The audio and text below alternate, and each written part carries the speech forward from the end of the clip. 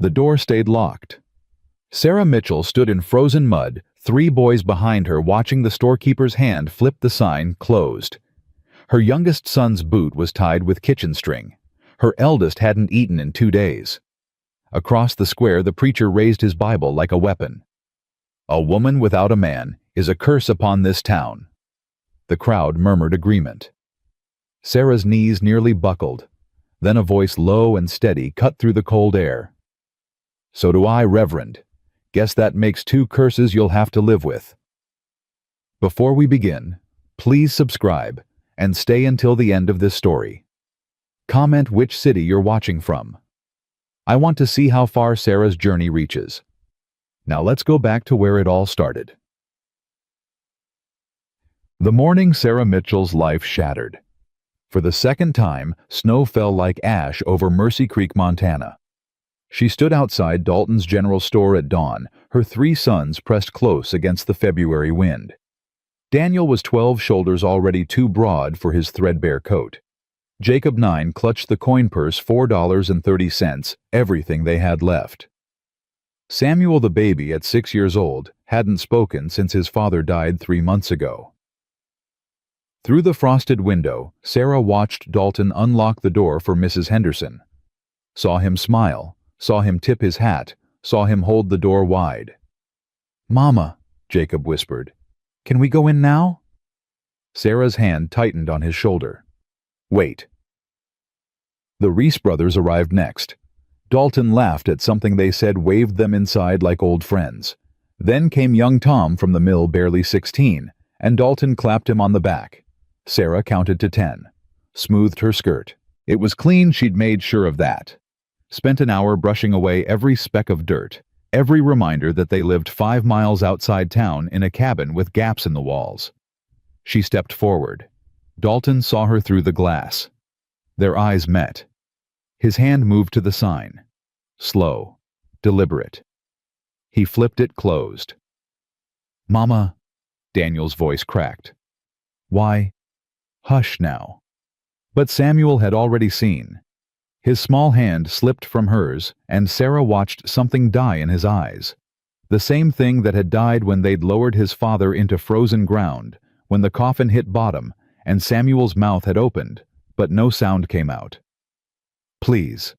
Sarah knocked on the glass. "Mr. Dalton, I just need flour, salt. I have money." Dalton turned his back. Inside the store, Mrs. Henderson stared. The Reese brothers whispered. Young Tom looked at his feet. "I have money." Sarah's voice rose cracked. She hated the desperation in it, hated that her sons heard her beg. "I can pay." Dalton walked to the back of the store and disappeared behind a curtain. Jacob's hand trembled on the coin purse. "Mama, what do we do?" Sarah didn't answer. Couldn't. Because across the square, the church bells started ringing, and she knew what came next. "Come on, boys." She turned away from the store spine, straight head high. She'd be damned if these people saw her cry. But then Samuel stumbled. The kitchen string holding his boot together had come loose, and the sole flapped open against the mud. Sarah knelt, her knees sinking into frozen slush that soaked through her skirt. Her fingers were too cold, too stiff. The string kept slipping. "Here." Daniel crouched beside her, his larger hands taking over. "I got it, Mama." While he worked, Sarah looked up. The church steps were filling with people. Sunday service. Everyone in their pressed clothes, their polished boots, their certainty that God loved them more than he loved a widow and her boys. Reverend Clayton stood at the top of the steps, Bible under one arm. He raised his free hand like Moses parting the Red Sea. "Good people of Mercy Creek." His voice carried across the square, deep and righteous. "There are those among us who defy the natural order." Sarah's stomach dropped. A woman without a man's guidance is a danger to herself and her children. The Lord himself commands that widows submit to the authority of the church, to the wisdom of righteous men. Daniel finished tying Samuel's boot. He stood, placed himself between his mother and the preacher. "Don't listen, Mama." But Sarah was already standing, already facing Clayton. She wouldn't give him her back. Wouldn't let him think she was afraid. Sarah Mitchell's family, Clayton continued, his voice rising, is unwelcome in this house of God until she repents her obstinacy, until she accepts proper guidance. A woman alone is a vessel for sin, a threat to the moral fabric of our community. Faces turned. 60 people, maybe more. Some looked away, shame flickering in their eyes. Others stared with cold righteousness. Mrs. Patterson, who used to bring soup when Thomas was sick. The Wheeler family, whose barn Sarah's husband had helped raise. Even young Mary from the schoolhouse, who'd once called Sarah the kindest woman in town. All of them. Watching. Silent. Sarah's hands curled into fists. "Mama." Jacob's voice was small. "Can we go home now?" "Yes, baby. We can go home." She took Samuel's hand, still silent, always silent now, and turned toward the wilderness road. 5 miles. They could walk it in 2 hours if the snow didn't get worse. Behind her, Clayton's voice rang out.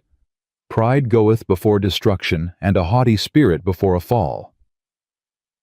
Sarah kept walking, but then, "Excuse me, Reverend."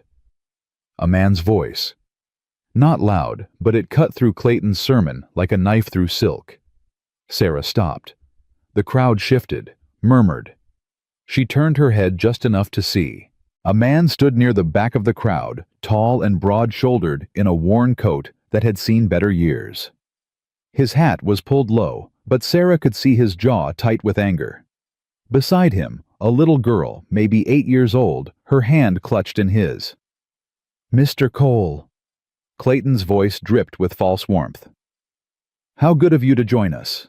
I trust you've been reflecting on your own need for community guidance." "I've been reflecting," the man Cole said quietly, "on how Jesus treated widows and orphans." The crowd went silent. "Pretty sure he didn't lock them out of stores, didn't ban them from churches, didn't stand in fancy clothes and call them dangerous while their children went hungry." Clayton's face flushed red. "Mr. Cole, you are new to this town. You don't understand our ways. I understand a bully when I see one." Cole's voice stayed level, but his hands were fists at his sides, knuckles white. "And I understand that any man who'd weaponize God's word to hurt a woman and her boys ain't worth the spit to shine his boots." "How dare you?" Clayton stepped down one stair. "I am a man of God. I speak with his authority." "Then God's got worse taste in representatives than I thought." Someone in the crowd gasped. Sarah couldn't move, couldn't breathe.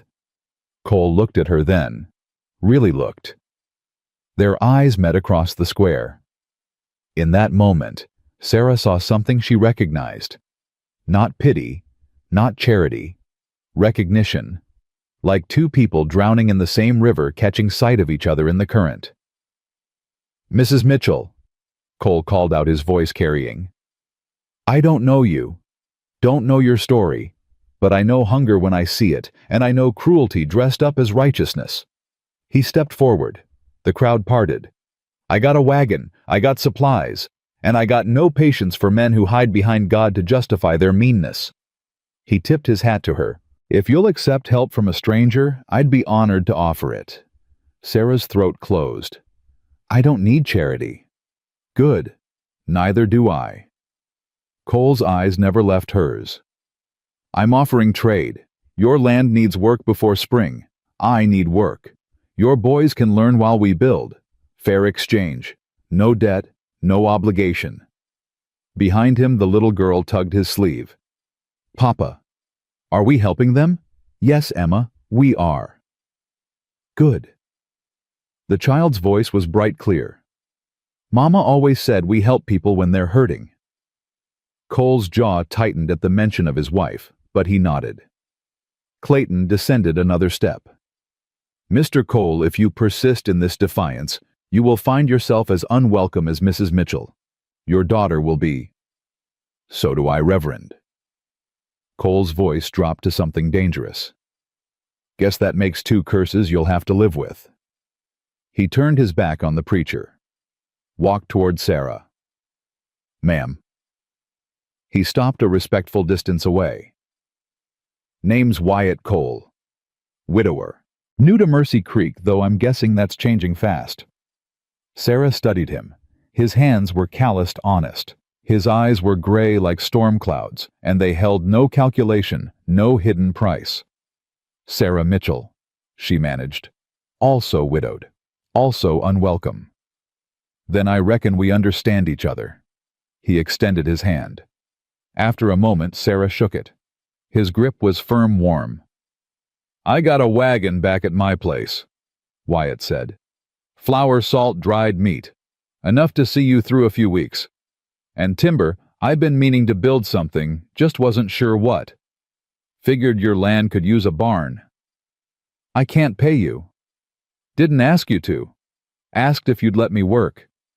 His eyes flicked to her boys. "And if they'd like to learn." Daniel stepped forward, chin raised. "What kind of work?"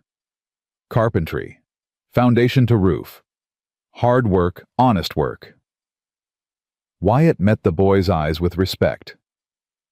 "You got the shoulders for it."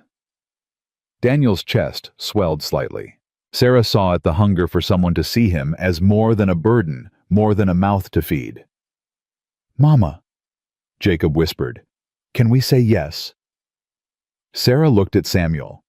He was staring at Emma, the little girl who'd emerged from behind Wyatt's legs. Emma waved, shy but friendly. Samuel's hand lifted. Just slightly. A wave back. The first voluntary gesture he'd made in 3 months. "Yes," Sarah breathed. "Yes, we can say yes." Behind them, Clayton's voice rose in fury. "You will all be held accountable for this defiance. The judgment of God will—" But Wyatt had already turned away, walking back toward the crowd. They parted for him, uneasy now. He climbed into a wagon Sarah hadn't noticed before, parked beyond the church. Emma scrambled up beside him. "Follow me, Mrs. Mitchell," he called. "Your place is 5 miles south on Wilderness Road, right. How did you—" "Asked around when I first got to town. Wanted to know who my neighbors were."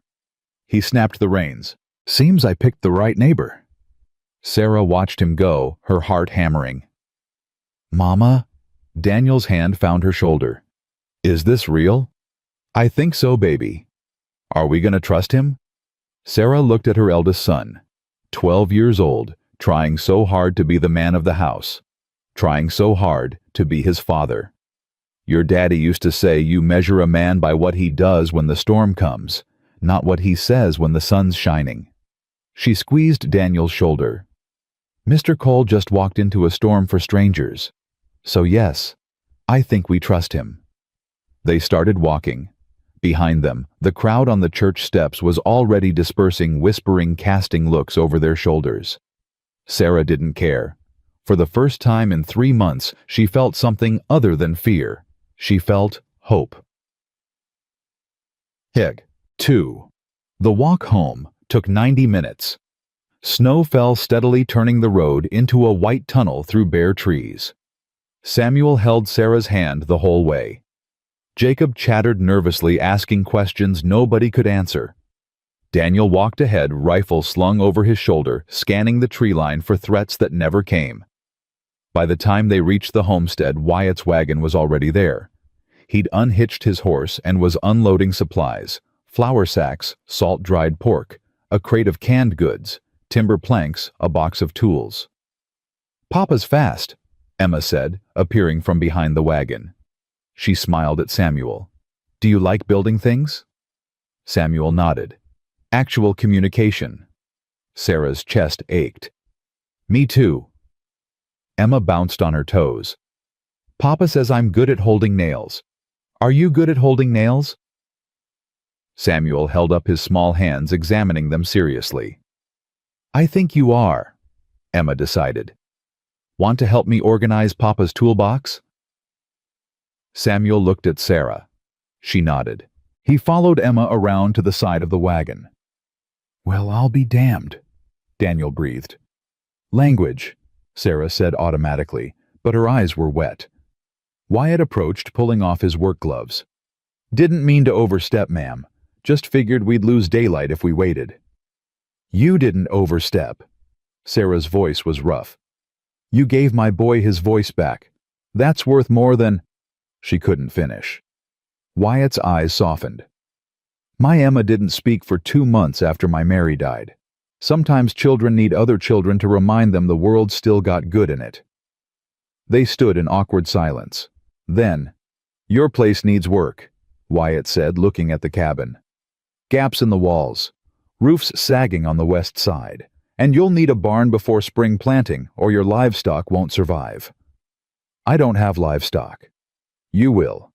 I know a man selling goats cheap, 2 milkers and a billy, and chickens Moses Red over in town's got pullets he can't winter. Says he'll give them away to anyone willing to take them. Sarah stared. Moses Red barely knows me. He knows enough. Wyatt's jaw tightened. He was at church today, watched the whole thing. Came up to me after and said, "That woman's got spine. Help her if you can." Moses stood up for me. Quiet-like. Not everyone in that town's rotten, Mrs. Mitchell. Just the loud ones. Daniel appeared at Sarah's elbow. Sir Mr. Cole, where do you want me to start? Wyatt turned, studying the boy. You know how to use a level? Yes, sir. My daddy taught me. Good. Then we start with foundation. Can't build anything strong without good foundation. He walked toward the wagon. First, we mark the ground. Barn's going here. He pointed to a flat stretch near the tree line. 30 feet by 20. Big enough for animal storage and a workshop. Workshop? Sarah followed him. Mr. Cole, I can't afford... Not asking you to afford anything. He pulled out a chalk line. I'm asking you to let me work. Let your boys learn. Let me teach them what their daddy would have taught them if he'd had the time. The words hit Sarah like a fist. She turned away, blinking hard. Wyatt's voice softened. I'm sorry, ma'am. That was... true. Sarah faced him again, chin raised. That was true.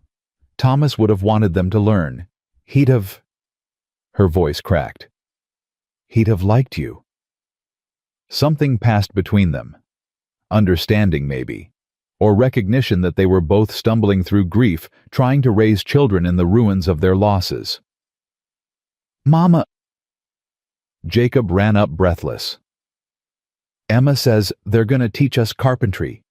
Real carpentry. Can I help? May I help? Sarah corrected automatically.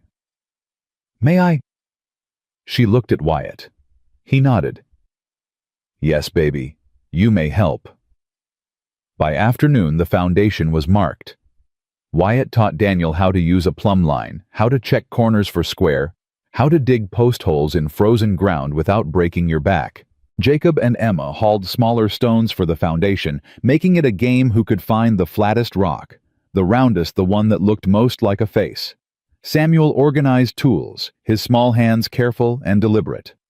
And Sarah stood on the porch watching, just watching. For the first time since Thomas died, she wasn't alone in the work, wasn't carrying everything by herself. Mrs. Mitchell. She turned.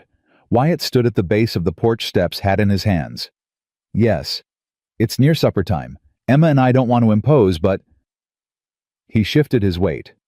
We got nowhere pressing to be, and I'd consider it an honor if you'd let us share your table tonight. Sarah's first instinct was to refuse. To say she didn't have enough, couldn't spare it. But then, she looked at Emma laughing as she chased Samuel around the wagon. Looked at Daniel standing taller than he had in months, holding a level like it meant something. Looked at Jacob grinning as he showed Emma his collection of face rocks. 6 o'clock, she said.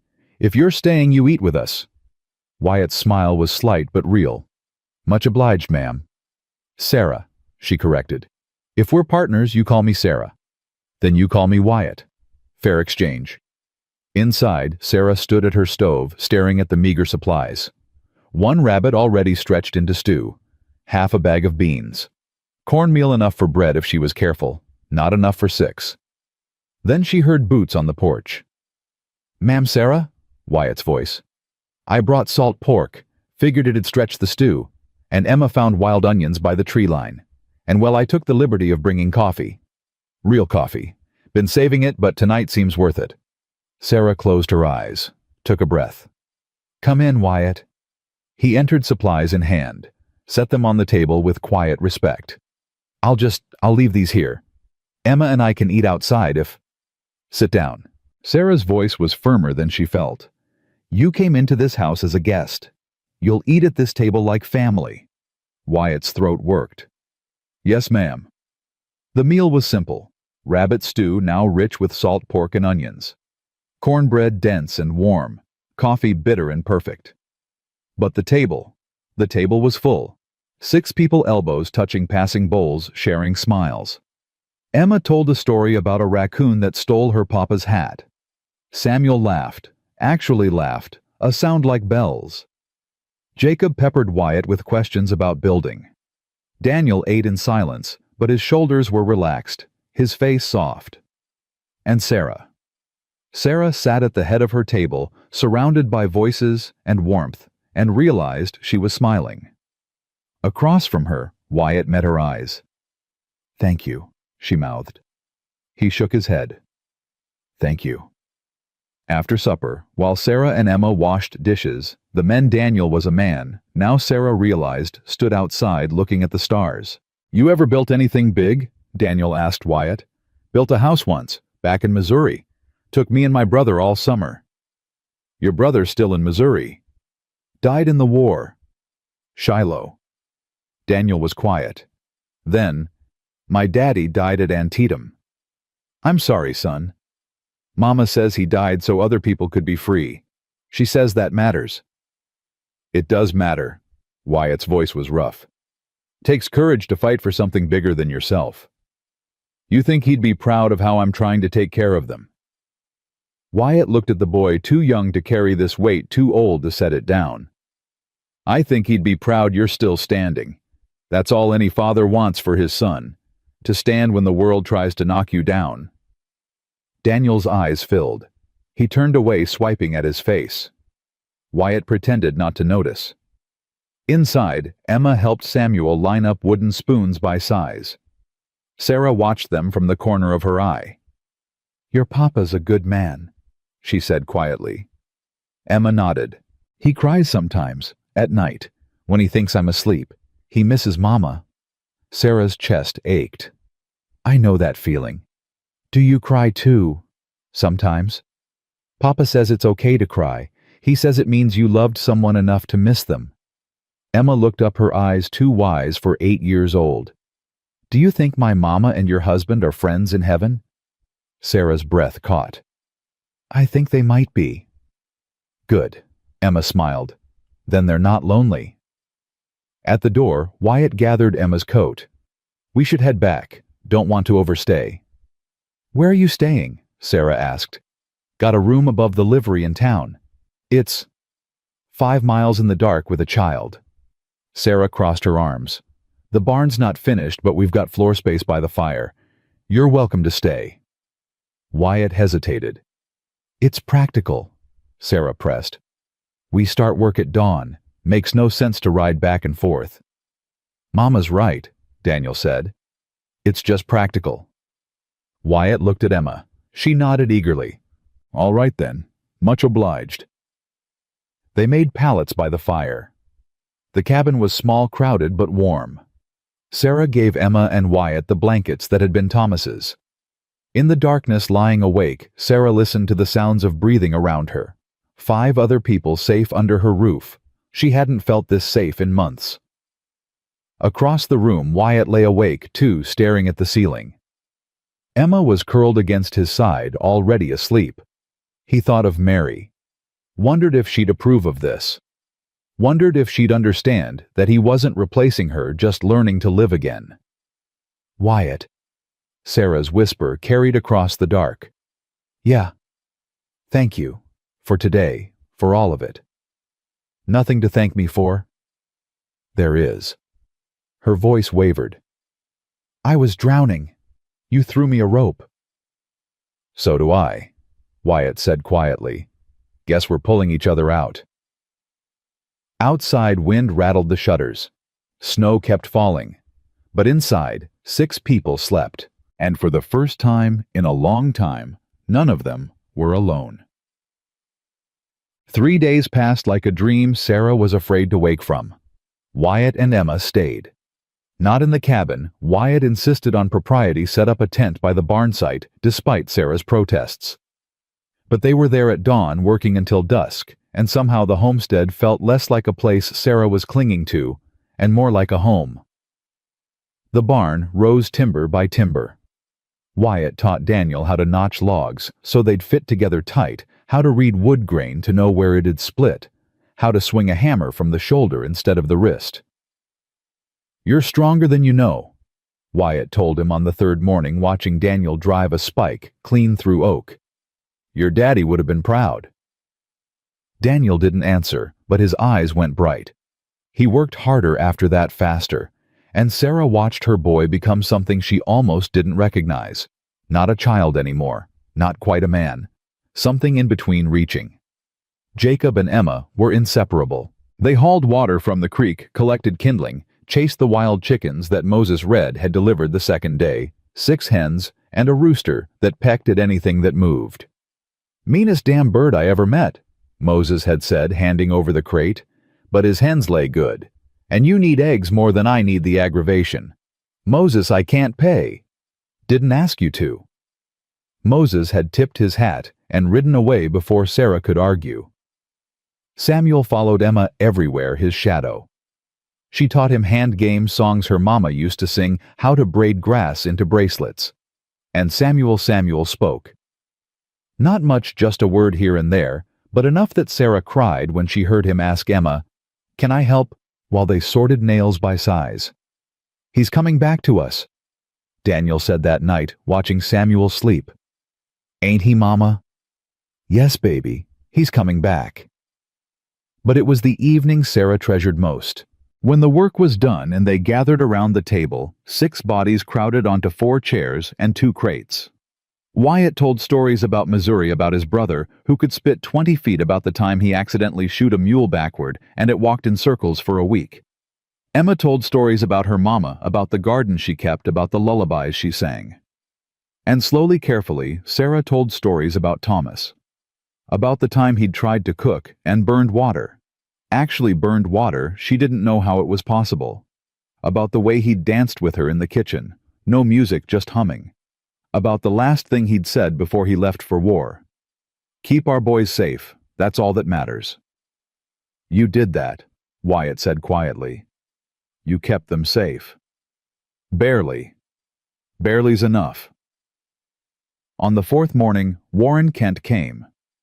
Sarah saw him first, a rider on a black horse, expensive saddle clothes too fine for ranch work. Behind him, 2 men on work horses and a wagon loaded with supplies. Her stomach dropped. "Daniel!" Her voice was sharp. "Get the rifle." "Already got it." He appeared at her elbow, Winchester in hand. Wyatt emerged from the barn, carpenter's belt, still strapped on hammer hanging at his hip. He saw Kent and his jaw went tight. "You know him?" Sarah asked. "Know of him. Warren Kent. Owns half the valley. Heard he's been buying up land from folks who can't make payments." "My land's not for sale." "Might want to tell him that." Kent rode up slow, taking his time, letting them see the supplies in his wagon. Flour, salt, bacon, blankets, even a crate of canned peaches, more food than Sarah had seen in months. He dismounted, pulled off his gloves with deliberate care. "Mrs. Mitchell." His voice was smooth as new leather. "I heard about your difficulties in town. Thought I'd offer assistance." Sarah stepped forward, rifle across her chest. Not aimed. Not yet. "I don't need assistance, Mr. Kent." "Everyone needs assistance, ma'am, especially a woman alone with 3 boys. His eyes flicked to Wyatt. "Though I see you found help elsewhere." "I found a business partner," Sarah said evenly. "Mr. Cole's helping me build." "Ah." Kent's smile showed too many teeth. "Temporary arrangement, I assume." Wyatt's hand dropped to his hammer. "Permanent as Mrs. Mitchell wants it to be." Kent's eyes narrowed. "Mr. Cole, I've heard about you too. Widower. New to these parts. Looking to settle down, I'd imagine. I'm settled enough. Are you? Kent turned back to Sarah. Mrs. Mitchell, I'm a reasonable man, a businessman. I understand you're in a difficult position. Taxes due, no income, winter coming. I can solve those problems. He pulled a paper from his coat, unfolded it with a snap. This is a contract, simple terms. Sign it and all your debts disappear. Your boys eat through spring. You get protection resources security. Sarah's hands tightened on the rifle. And what do you get? A wife. The word hung in the air like a threat. Daniel's breath caught. Jacob, standing behind Sarah, made a small sound. A marriage contract, Kent continued. You become Mrs. Kent. Your boys get a father. Your land becomes mine, ours, I should say. And you never have to worry about locked doors or cruel preachers again. Sarah's throat closed. You're offering to buy me. I'm offering to save you. Kent's voice hardened. Look around, Mrs. Mitchell. You think you can survive out here alone? You think Reverend Clayton's going to forget about you, that the town's suddenly going to open its arms? I'm not alone. No. Kent glanced at Wyatt. You've got a drifter and a barn that's not finished. What happens when he leaves? When winter gets hard? When your boys are starving and I'm the only one offering food? I'd rather chop my furniture for firewood, Sarah said, her voice quiet and sharp as a blade, than sign my life to a man who'd weaponize hunger against children. Kent's smile vanished. 3 days, Sarah. You've got 3 days to reconsider. After that, I file for foreclosure on your land taxes. $200 due in April. You don't have it. You won't get it. He remounted his horse. And when I file, you'll be begging me to reconsider. He nodded to his men. They unloaded the supplies anyway, stacking them in the snow, not charity, but bait. Then Kent rode away, his wagon creaking behind him. Sarah stood shaking, not from cold, from rage. Mama! Daniel's hand found her shoulder. We'll manage. We always do. Will we? Sarah's voice cracked. He's right. I don't have $200. I don't have $20. I don't have... You've got us. Wyatt stepped closer. You've got me and Daniel and these boys, and you've got spine enough for 10 people. That counts for something. It doesn't count for $200. Then we find $200. How? Sarah spun on him. How do we find that kind of money? I can't sell anything. I don't own anything worth selling. I can't work in town. No one will hire me. I can't... Her voice broke. I can't lose this land. It's all they have left of their father. Wyatt's hands clenched. You won't lose it. You can't promise that. Watch me. That night, Sarah couldn't sleep. She stood on the porch staring at Kent's supplies, still sitting in the snow. Temptation in burlap sacks. The door creaked. Wyatt stepped out, coat over his shoulders. Couldn't sleep either. Too angry. Good anger or bad anger? Sarah laughed harsh. Is there a difference? Yeah, good anger makes you fight. Bad anger makes you quit. He leaned against the porch rail. Which one you got? I don't know anymore. They stood in silence. Then, my Mary died because a doctor wouldn't come. Wyatt's voice was low, rough. We were poor, see, couldn't pay up front, and the doctor, he said he'd come after he finished with his paying patients. By the time he arrived, she'd bled out. Emma survived, but Mary... His throat worked. I stood there holding my wife's body, and that doctor said, should have paid up front, like she was livestock, like her life was worth less because my pockets were empty. Sarah's eyes burned. I know what it's like, Wyatt continued, to have someone with money tell you they can save you, but only if you sell yourself to them, to feel like you're drowning, and the only rope is tied to an anchor. What did you do? I buried her, alone, under a cottonwood tree because her family wouldn't let me use their cemetery, said I wasn't good enough. He turned to face Sarah. Then I picked up my daughter and I left. Came here. Started over. And now you're in the middle of my mess. I chose your mess. That's different. Why? Sarah's voice broke. Why would you choose this? You could walk away. Take Emma somewhere easier. Somewhere safe. Because I'm tired of walking away. Wyatt's eyes held hers. I'm tired of men like Kent thinking they can own people just because they got more money. I'm tired of preachers like Clayton using God as a weapon. And I'm tired— His voice softened. I'm tired of being alone. Sarah's breath caught. I know it's too soon, Wyatt said quickly. I know you're scared. Hell, I'm scared too. But I also know that some things are worth being scared for. Wyatt. You don't have to say anything. I needed you to know. I'm not helping you because I pity you. I'm helping you because I see you. And because I think— He swallowed hard. I think maybe you see me too. The space between them felt charged dangerous. Sarah stepped closer. I do see you. Yeah. Yeah. The kiss was not passionate.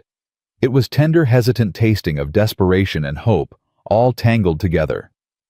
Wyatt's hand came up to cup her face, gentle as prayer. Sarah's fingers gripped his coat like an anchor. When they pulled apart, both were breathing hard. That was— Wyatt started.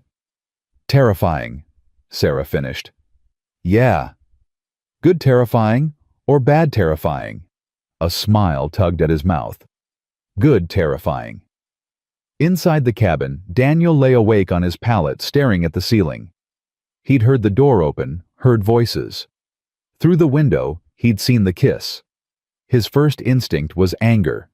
How dare she? How dare she move on, let another man? But then he remembered his father's last letter. The one that arrived 3 weeks after the telegram saying Thomas Mitchell had died at Antietam. Take care of your mama, the letter had said in his father's careful handwriting. She's stronger than she knows, but even strong people need someone to lean on. Don't let her be alone, Daniel. Promise me. Daniel closed his eyes. I promise, Pa. The next morning, Daniel found Wyatt sharpening tools behind the barn. Mr. Cole. Wyatt looked up. Daniel. I saw you, last night, with Mama. Wyatt set down the whetstone. I figured. You care about her. Yes. You gonna hurt her? Not if I can help it. Daniel studied him. My pa used to say that love isn't a feeling, it's a choice. You choose it every morning when you wake up, every night when you go to sleep. You choose it when it's hard, when it hurts, when it'd be easier to quit. Your pa was a smart man. He was. Daniel's voice cracked. And I miss him. Every damn day I miss him. That's not gonna stop. Missing him. I know. Daniel swallowed hard. But maybe it hurts less if there's someone else around. Someone who makes her smile again. Wyatt's throat worked.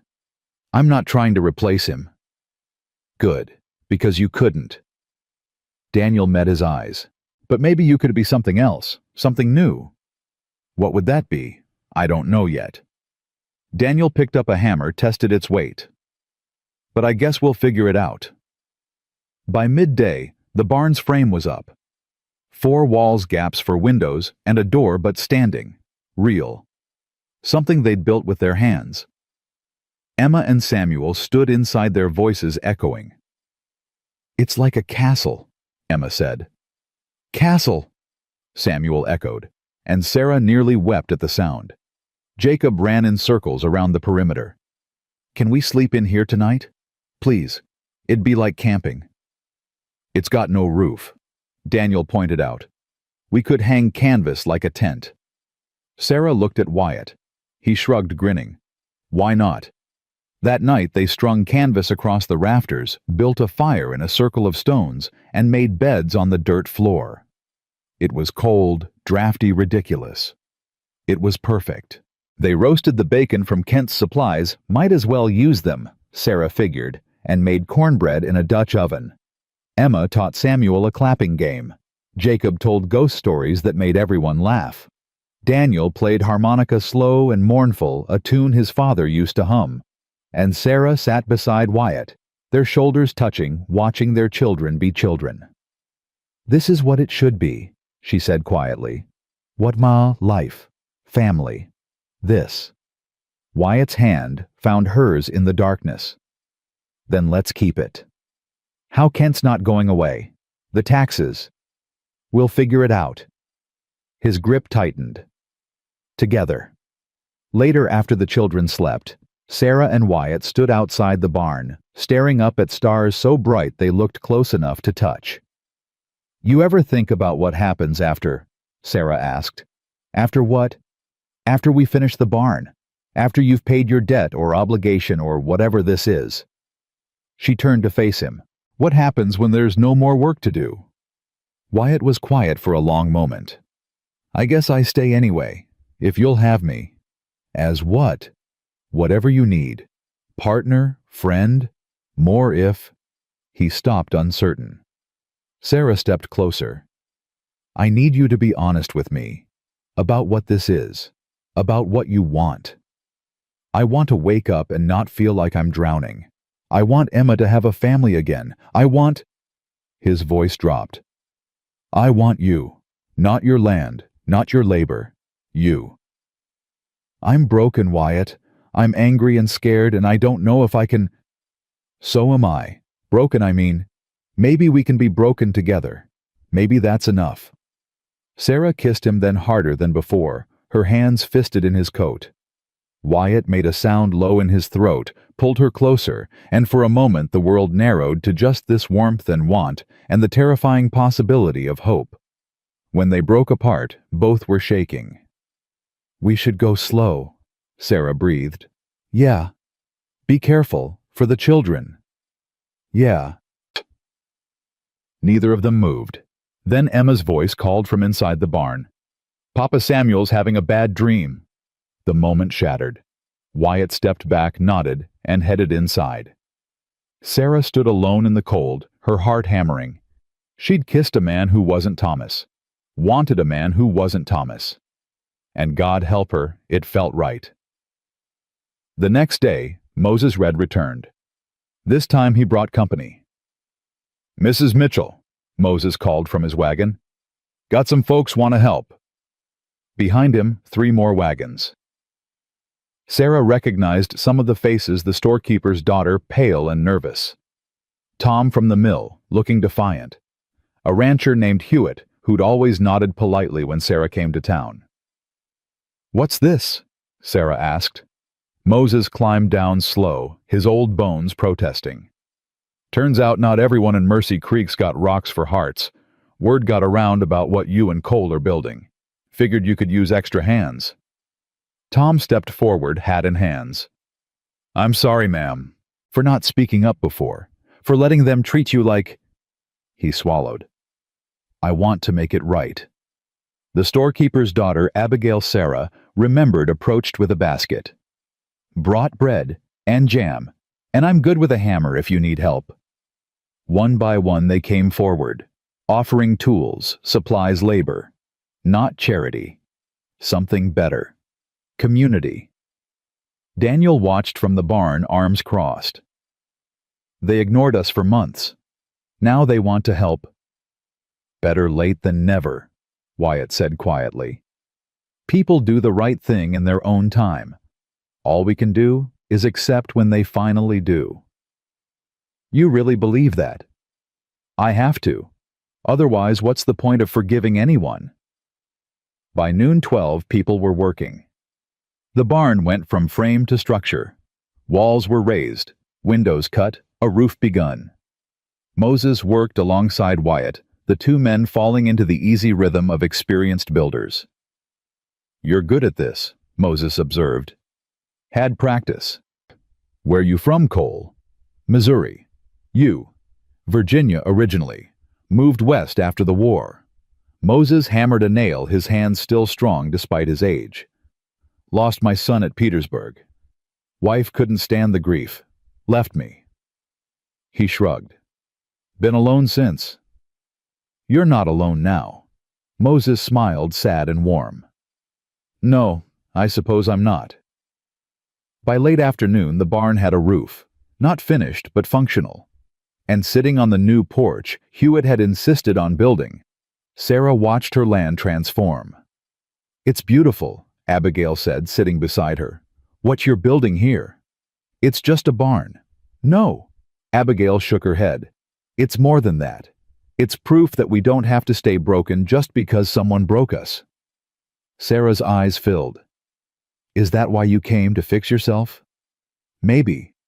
Or maybe I came because you reminded me that being kind isn't weakness. It's the bravest thing we can do. That evening they shared a meal. 13 people crowded around makeshift tables, planks on sawhorses, eating stew and cornbread and laughing. Real laughter, the kind that comes from shared work and shared purpose. Kent's foreman rode past on the road, slowed his horse, stared at the crowd, at Wyatt directing workers, at Sarah, standing tall and unafraid. Then he spurred away fast. That's not good, Moses muttered. No, Wyatt agreed. That's not good at all. By sunset, the volunteers had left, promising to return tomorrow. The barn stood silhouetted against the orange sky, solid and real. Sarah stood inside, running her hand along a beam Daniel had notched himself. We did it, she whispered. We actually did it. We're not finished, Wyatt said from the doorway. Close enough. He stepped inside, his footsteps echoing. Sarah, about Kent. I know, he's not going to let this go. No, he's not. Men like him, they don't forgive defiance. So what do? Wyatt was quiet. Then, we stand, together, whatever comes. And if standing's not enough, then we stand anyway, because that's all we can control, how we face the storm, not whether it comes. Sarah turned to him. I'm tired of storms. I know. He closed the distance between them. But you're still standing. That's what matters. Am I standing? You tell me. Sarah looked around the barn, at the walls they'd raised, at the roof that would keep animals safe, at the proof that broken things could be rebuilt. Yeah, she breathed. Yeah, I'm still standing. Wyatt pulled her close, his arms solid and warm. Sarah let herself lean just for a moment, let herself be held. Outside, the first stars appeared, and somewhere in town, Warren Kent sat in his study, staring at a map of the valley. His finger traced the property lines of Sarah Mitchell's land. 3 days, he muttered. Then we'll see how long she stands. The next morning came with a rider Sarah didn't recognize. Young, maybe 20, with a badge pinned crooked on his vest. He dismounted, careful, like he was approaching a wild animal. Mrs. Mitchell. Sarah wiped flour from her hands. Inside the cabin, Wyatt stood, positioning himself between the door and where Emma and Samuel were playing. Daniel grabbed the rifle without being asked. I'm Mrs. Mitchell. Name's Deputy Harris, ma'am. Sheriff Hoskins sent me. The kid's voice cracked. Got a message from Mr. Kent. He's filed preliminary foreclosure papers. Says if you don't make payment on your land taxes by end of month, the property goes to auction. Sarah's stomach dropped. End of month? That's 3 weeks. Yes, ma'am. I'm sorry. How much? $200 plus fees. Comes to $237 total. The number hit like a fist. Sarah's knees went weak. That's not legal, Wyatt said from the doorway. Taxes aren't due until April. Mr. Kent's calling in debts early. Says he's got the right under territorial law if the landowner's shown inability to pay. Harris looked miserable. I'm just delivering the message, sir. You're delivering a threat. Daniel stepped onto the porch, rifle loose in his hands. Not aimed, but present. Tell Kent we got 3 weeks. We'll have his money. Daniel. Sarah's voice was sharp. We will, Mama. We'll find it. Harris backed toward his horse. I'll tell the sheriff you got the message. I'm real sorry, ma'am. This don't sit right with me, but I'm just doing my job. We know, Sarah said quietly. Thank you for the courtesy of delivering it in person." After Harris rode away, Sarah sank onto the porch steps. $237. She'd never seen that much money in one place in her entire life. "We'll find it," Daniel repeated, but his voice shook. "How?" Sarah looked at her hands. "We've got nothing to sell. No crops until summer. No, we've got the preserves."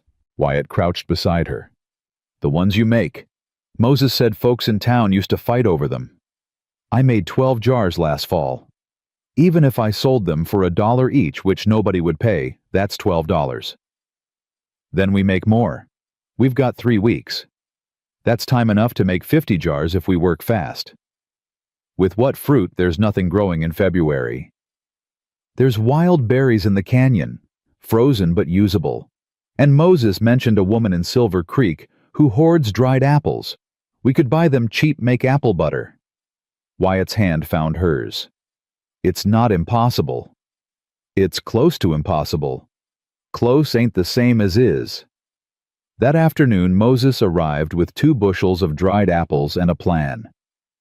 "Woman in Silver Creek sold them to me for $3, said she's got more if you need them." He set the bushels on the porch. "And I talked to folks. They'll buy your preserves. Good price too, $1.50 a jar if they're as good as I remember." $1.50? Sarah stared. "Moses, that's robbery. Nobody pays that much." "They will for yours. Trust me." Moses pulled out a ledger. "I already got orders. Abigail wants 6 jars. Tom wants 4. The Hewitts want 10 for their ranch hands. And there's more interest if word spreads." Sarah did the math in her head. 50 jars at $1.50 was $75. Not enough. Not even close. "What about the barn?" Daniel asked suddenly. "We could finish it proper, sell our labor to other folks who need building done." "In 3 weeks." Wyatt shook his head. "We'd need to work miracles." "Then we work miracles." Daniel's jaw was set stubborn. "I ain't letting Kent take this land. I ain't letting Mama lose the last thing Pa gave us." Moses looked at the boy with something like pride.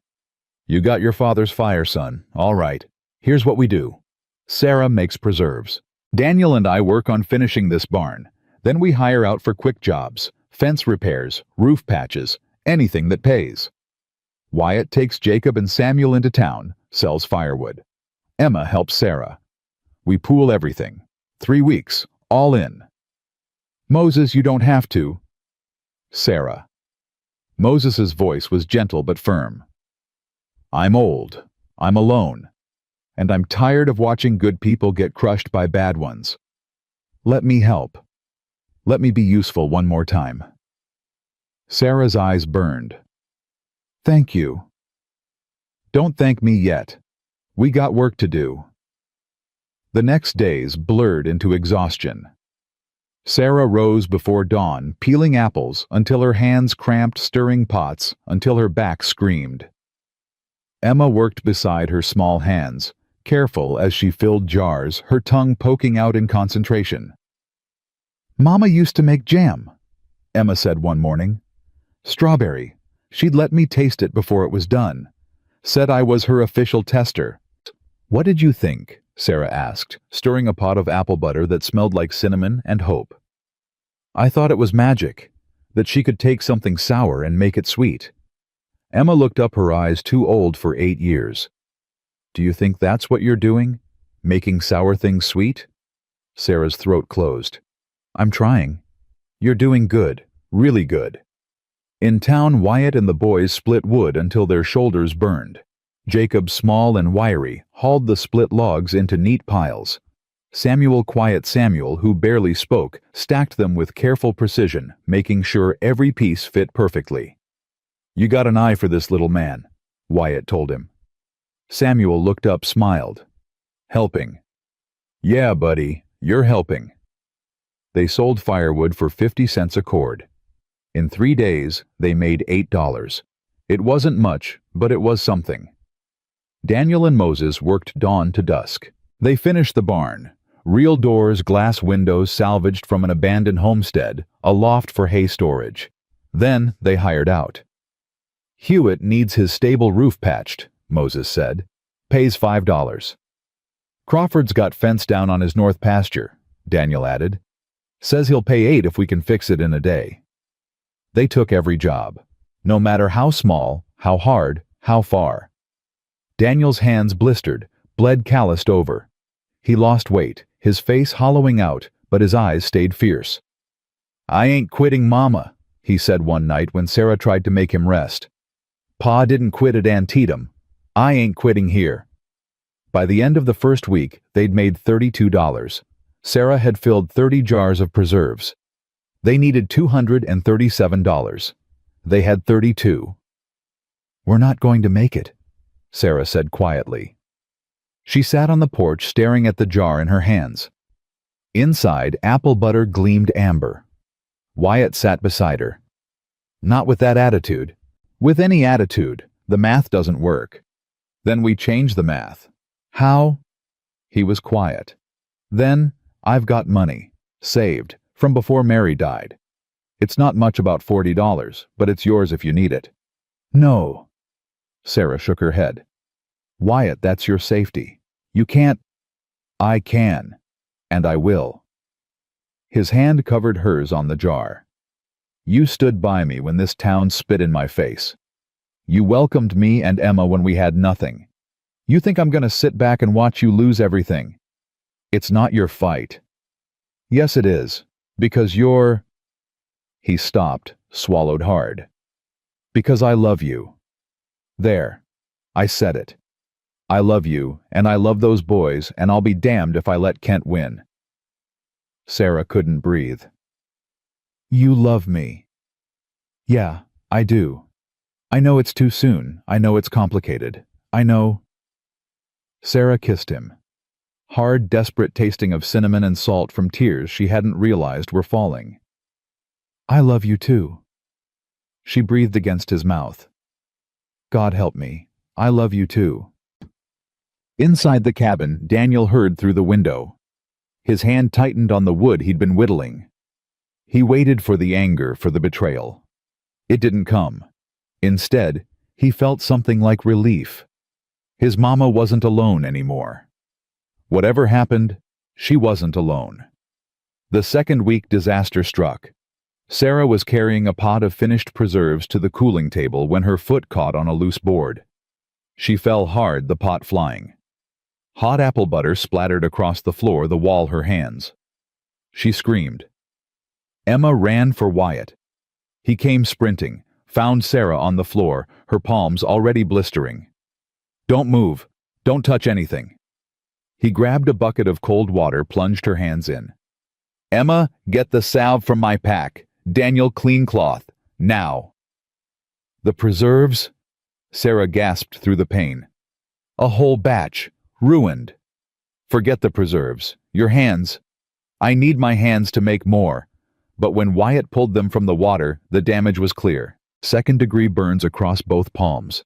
Sarah wouldn't be stirring pots for days, maybe longer. "No," Sarah's voice broke. "No, no, no. We can't stop. We need—" "We need you to heal," Wyatt said firmly. "Emma can stir. I can stir. We'll manage." But Emma was 8. Her arms weren't strong enough for the heavy pots, and Wyatt had to keep working with the boys. They needed every dollar from their labor. "I'll do it," Daniel said from the doorway. "Daniel, you're already working 16 hours a day." "So I'll work 18. Moses can handle the small jobs alone for a few days. I'll stay here, make preserves, help Emma." He knelt beside his mother. "We don't quit, Mama. Remember, we don't quit." So Daniel became a preserve maker. His large hands, built for carpentry, learned the delicate work of peeling fruit, adjusting heat, testing consistency. He burned the first batch. The second came out too thin. By the third, he was getting it. Emma worked beside him, chattering to fill the silence. "You're good at this," she told him on the 4th day. "Better than me." "Nah, you're better at the jars. Your hands are smaller. Fit in easier. We make a good team." Daniel smiled despite his exhaustion. "Yeah, we do. By week two's end, they'd made 60 jars total. Moses had sold 47 for $1.50 each. $70.50. Add the firewood money, the construction jobs. Wyatt's $40, they had $153. They needed $237. They were still $84 short, with 1 week left. Sarah sat at the table, head in her hands, doing math that wouldn't work no matter how she calculated. "We can't do it," she whispered. "Even if we sell every jar, work every job, we're still short." "Then we borrow," Moses said. "From who the bank won't lend to me. Kent controls half the businesses in town. From me." Moses pulled out a leather pouch. "I got savings. Not much, but enough. $85. Take it." "Moses, I can't." "You can, and you will, because that's what family does." He pressed the pouch into her burned hands. "You'll pay me back when you can, or you won't. Either way, this land stays yours." Sarah broke. Great heaving sobs that shook her whole body. Wyatt pulled her close, held her while she cried. Daniel stood behind her, his hand on her shoulder. Jacob and Samuel pressed against her sides. Emma climbed into her lap. "We got you, Mama," Daniel said quietly. "We all got you." The next morning they rode into town. All of them, Sarah with her bandaged hands, Wyatt driving the wagon, the children in back, Moses on his old mare. Sheriff Hoskins met them at his office. Warren Kent stood beside him, smiling that snake oil smile. "Mrs. Mitchell, I wasn't expecting you for another week." "I'm making my payment now." Sarah set the leather pouch on Hoskins' desk. "Counted out the bills. $237. Exact." Kent's smile faltered. "Where did you—" "Honest work, Mr. Kent. Something you wouldn't know about." "Now, Mrs. Mitchell." "Sheriff." Sarah ignored Kent. "I'm current on my taxes. Paid in full. I want a receipt, signed and witnessed." Hoskins looked at Kent. Kent's jaw worked. "Count it," Hoskins said finally. He counted slow, deliberate. $237, exact. "It's all here," Hoskins said, sounding almost disappointed. "Then we're done." Sarah turned to leave. "For now," Kent said quietly. "But taxes come due again next year, Sarah, and the year after. How long can you keep this up?" Sarah stopped at the door. Turned. "Long as I have to, because that land is mine. My boys' inheritance from their father.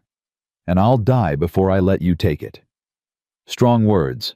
Let's see if you're still saying them come next February. Outside, Sarah's knees buckled. Wyatt caught her. "We did it," she breathed. "We actually did it." "Yeah." Wyatt kissed her forehead. "We did." They celebrated that night at the homestead. Moses brought a fiddle he'd kept hidden for years. Tom and Abigail came with fresh bread. The Hewitts brought a crate of apples, a gift not payment. "For next year's preserves," Mrs. Hewitt said with a wink. They danced in the barn. Moses played Daniel, clapped rhythm, and Wyatt spun Sarah until she was breathless and laughing. The children chased each other around the fire. Even Samuel shouted, actual shouting, loud and joyful. For one night, the world was good. But across town, Warren Kent sat in his study, staring at Sarah Mitchell's signed receipt. "She humiliated me," he said to his foreman Murphy. "Made me look weak." "What do you want to do about it?" Kent was quiet for a long time. Then, "The boy, Daniel. He goes into town alone sometimes, doesn't he? Couple times a week. Picks up supplies. Next time he does—" Kent's eyes went cold. "Teach him a lesson. Not permanent. Just enough to remind his mother what happens when people forget their place." Murphy shifted uncomfortably. "Sir, he's just a kid." "He's old enough to work like a man. Old enough to learn like one." Kent poured whiskey, drained it. "Do it quietly. No witnesses. And Murphy." "Yeah. Make sure he knows it was me." 3 days later, Daniel rode into town alone. He needed nail salt and ammunition. Moses had offered to come, but Daniel waved him off. I can handle a supply run, Moses. I ain't helpless. Never said you were. Just be careful. It's Mercy Creek, not the frontier. What's going to happen? He should have listened. The alley beside the livery was narrow-shadowed. Daniel didn't see them until too late. Murphy stepped out first. 2 ranch hands followed big men, hard men, the kind who got paid to hurt people. Well, look here, Murphy said. The widow's boy. All alone. Daniel's hand went to the coin purse at his belt. $12, enough for supplies and a little extra. Don't want trouble, Mr. Murphy. That's smart. Your mama raised you smart. Murphy smiled. But smart boys know when to pay insurance. Call it a tax for doing business in our town. I already paid taxes. Not those taxes, different kind. Murphy nodded to the other men. Hand over the purse. No. No. Murphy's smile vanished. Boy, you don't tell me no. I just did. They grabbed him fast. Daniel fought, landed 2 good punches before they pinned him against the wall. Murphy took the coin purse, hefted it. $12. Not bad. He leaned close. This is what happens when your mama forgets her place. Tell her Mr. Kent sends his regards. They didn't beat him badly. Just enough split lip, bruised ribs, torn shirt. Just enough to terrify a boy and humiliate a mother. Then they threw him in the mud and walked away laughing. Daniel lay there shaking, not from pain, from rage so hot he could barely breathe. He rode home slow. Every jolt sent fire through his ribs. By the time he reached the homestead, blood had dried on his face. Sarah saw him coming, ran. Daniel! Her hands flew over him, checking. What happened? Who did this? Murphy, Kent's foreman. Daniel's voice was flat. Took the money, all of it. I don't care about the money. Are you? They said to tell you. Daniel met her eyes. That this is what happens when you forget your place. Kent sent them Mama. He sent them to hurt me because you beat him. Sarah's world went red. Wyatt appeared, took one look at Daniel, and walked to the cabin. When he came back, his gun belt was strapped on. The first time Sarah had seen him wear it. Wyatt, no. They beat a child. Your child. And if you shoot them, they'll hang you. Then what? Emma loses you. My boys lose you. I lose you. Sarah grabbed his arm. Please, don't give them that power. Then what do we do? Let them get away with it. We stand. Sarah's voice shook with fury, but she held firm. We stand and we show them that we don't break. That's how we win. Wyatt stood rigid, hands clenched. Then slowly, so slowly, he unbuckled the gun belt. This ain't over. No. Sarah agreed. It's not. That night, Warren Kent called a town meeting. The church was packed, 60 people, maybe more. Sarah and Wyatt stood at the back, Daniel between them, despite his injuries. Good people of Mercy Creek. Kent began from the pulpit. He'd replaced Clayton, Sarah realized. The preacher sat in the front pew, diminished. We must address the moral decay infecting our community. Here it comes, Sarah thought. A woman living unwed with a man. Children exposed to immorality. Violence in our streets. Kent's eyes found Daniel. As innocent businessmen are attacked by delinquent boys.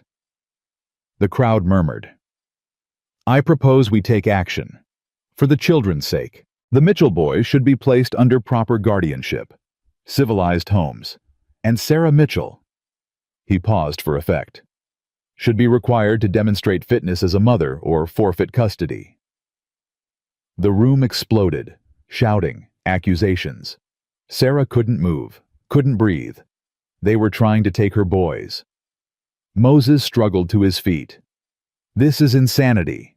You beat a child, and now you claim he's dangerous. Sit down, old man, someone shouted. I'll do no such thing.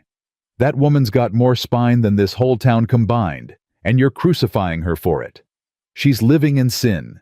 She's surviving. There's a difference. Reverend Clayton rose. cleared his throat. The room quieted. "I must confess," Clayton said slowly, "that I have been wrong." Every head turned. I stood in this pulpit and condemned Sarah Mitchell, called her obstinate, dangerous, a threat to our moral order. Clayton's voice cracked. "I was a coward and a bully, and I am deeply, profoundly sorry." The silence was absolute. "Mrs. Mitchell has shown more Christian charity than I ever have. She worked herself to exhaustion to keep her land. She accepted help with grace, and when her enemies tried to destroy her..."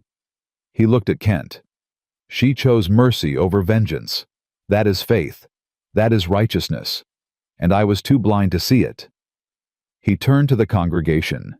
"If we continue this persecution, we are no better than Pharisees. We are hypocrites using God's name to justify cruelty." Kent's face went purple. "Reverend, you forget yourself." "No, I'm remembering myself, for the first time in years." Clayton stepped down from the pulpit, walked to where Sarah stood, extended his hand. "I am so very sorry. Please forgive me." Sarah stared at his hand. Every instinct screamed to refuse, to make him suffer like he'd made her suffer. But then Samuel slipped his hand into hers. Emma did the same on the other side. "Mama says forgiveness is hard," Emma whispered, "but it's important." Sarah took Clayton's hand. "I forgive you." The Reverend's eyes filled. "Thank you." One by one others stood. Abigail, Tom, the Hewitts, Moses, a dozen people, then 24. "I stand with Sarah Mitchell," Tom said. "So do I," Abigail added. "And I." Moses called. The tide was turning. Kent saw it. "You're all fools. She's bewitched you. She—" "Enough." Sheriff Hoskins stood. "Mr. Kent, I think you should leave." "I own half this town. And you don't own the other half. Get out." Kent stalked out, his face a mask of fury. Murphy followed. After they left, the congregation erupted in conversation. Some angry, some relieved. But the majority stood with Sarah. Outside, Sarah leaned against the church wall, shaking. "We won," Wyatt said. "Did we Kents not going to stop?" "Maybe not, but now we know who's with us. That counts for something." Sarah looked at the people filing out, some avoiding her eyes, others nodding respect. She'd won a battle. Maybe not the war, but for tonight it was enough. At home, they gathered around the fire. Sarah's hands still ached. Daniel's ribs still hurt. They were exhausted, broke, and scared, but they were together. "I'm proud of you," Sarah told Daniel. "The way you didn't fight back. That took strength." "Didn't feel strong. Felt like a coward." "Cowards run. You stood. There's nothing weak about that." Later, after the children slept, Sarah and Wyatt sat on the porch. "What happens now?" she asked. "We keep building, keep fighting, keep standing. For how long? Long as it takes." Sarah leaned against him, exhausted beyond measure. "I'm tired, Wyatt." "I know. But I can't stop." "I know that too." He kissed the top of her head. "Good thing you don't have to do it alone." Above them, stars wheeled across the sky, indifferent and eternal. And inside the cabin, 6 people slept. Broken maybe, but undefeated. Spring came slow to Montana, teasing warmth one day and freezing the next. Sarah's hands healed enough to work again, though the scars remained pink and tight across her palms, a reminder of what they'd survived. The barn stood finished. Red paint gleamed in the April sun, a gift from Moses, who'd found 3 cans in an abandoned homestead. Daniel had insisted on painting it himself, every stroke deliberate, claiming the structure as theirs. "It's beautiful," Sarah said, watching him work. "It's permanent." Daniel climbed down the ladder, paint-flecked and proud. "Kent can't take what we built with our own hands." But Sarah knew better. Kent could take anything. The question was, when, not if. The answer came on a Tuesday morning when the sky turned wrong. Wyatt stepped outside first, coffee in hand. The air tasted metallic heavy. Birds had gone silent. The horizon glowed in ugly green-black clouds roiling like something alive. "Sarah." His voice was tight. "Get the children inside, now." She appeared in the doorway, saw the sky. Her stomach dropped. "Twister. Big one, maybe two. Heading for the valley." Within minutes, the wind picked up. Not gradual, sudden, violent ripping at the barn door. Samuel started crying. Emma clutched her father's leg. "The cellar," Sarah said. "Everyone to the cellar." "There is no cellar, Mama," Jacob said, voice high with fear. "Then the barn, the foundation solid. Get in the southwest corner away from the door." Sarah grabbed supplies blankets, water the rifle. "Move!" They ran. Halfway across the yard, a rider appeared on the road. Not just 1-3. Sheriff Hoskins in front, his badge catching the sickly light. "Mrs. Mitchell," Hoskins shouted over the wind. "We need every able body. Kent's ranch is in the path. Women and children to the churchmen to help evacuate." Sarah's mind went blank. Kent. The man who'd tried to destroy her. Who'd sent men to beat her son. Who'd called her unfit, dangerous, a threat. "Please." Hoskins' horse danced nervous. "I know there's bad blood, but people will die. His ranch hands his livestock. There's 20 people on that property."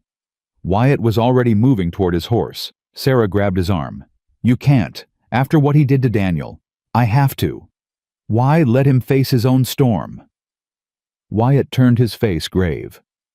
"Because if I don't, I become him. And I'd rather die than be that." Daniel stepped forward. "I'm coming too." "No." Sarah's voice cracked. "No, you're hurt. You can't." "Mama, if Mr. Wyatt goes and something happens, who's going to tell his story? Who's going to say he died doing right?" Daniel's jaw was set. "I'm coming. That's final." Sarah looked at her 12-year-old son standing tall as a man and realized she couldn't stop him. Couldn't protect him from the world anymore. "Go," she whispered. "Both of you go. But you come back. You hear me? You come back." Wyatt kissed her hard, desperate. "I love you. I love you. Now go." They rode out into the growing storm. Sarah watched until they disappeared, then turned to Moses. "Get the children to the church. I'm going to help." Sarah. "I won't sit in a church while people die, not even people who hate me." She grabbed her coat. "Take care of my babies, Moses. Don't let them be scared." "Where are you going?" "Where I'm needed." At Kent's ranch, chaos had already taken hold. The twister, massive a mile wide, bore down from the northwest. They had maybe 20 minutes. Ranch hands ran in every direction. Someone was screaming. Horses shrieked in their stalls, smelling death on the wind. Kent stood on his porch, shouting orders nobody could hear over the roar. Wyatt dismounted, running. "Livestock! Get them to the east pasture. The twister's veering south." "Who the hell are you to give orders?" Murphy appeared, face twisted. "I'm the man who's trying to save your life. Now move." Daniel ran for the stables. Inside, 6 horses thrashed in their stalls, terrified. He grabbed the first lead rope, got kicked for his trouble pain exploding in his already bruised ribs. "Easy, easy," he gasped, fighting to breathe. "I'm trying to help." A beam cracked overhead. Dust rained down.